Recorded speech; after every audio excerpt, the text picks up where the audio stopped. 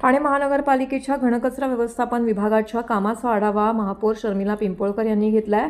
पावसाळ्याच्या पार्श्वभूमीवरती शहरातील सर्व नाल्यांची साफसफाई मार्च अखेरपासून हाती घेऊन मे अखेरपर्यंत पूर्ण करण्याचं नियोजन करावे असे निर्देश त्यांनी घनकचरा व्यवस्थापनाला दिले आहेत।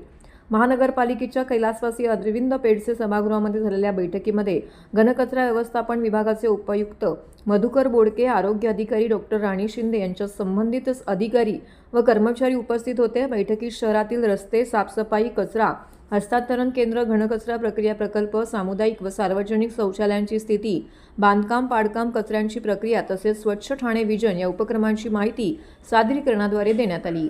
शहरातील काही प्रभागांमध्ये सार्वजनिक शौचालयांची नियमित साफसफाई होत नसल्याच्या तक्रारी येत असल्याने निदर्शनास आणून देत महापौरांनी याकडे विशेष लक्ष देण्याचे आदेश दिलेत। शौचालयांमध्ये मुबलक पाणी उपलब्ध असावे, पाण्याच्या टाक्या रिकाम्या झाल्यावरती तात्काळ भरल्या जाव्यात, तसेच दरवाजांचे कडी कोंडे सुस्थितीत ठेवावे यासाठी संबंधित स्वच्छता निरीक्षकांनी दक्षता घ्यावी असं देखील त्यांनी स्पष्ट केलं आहे।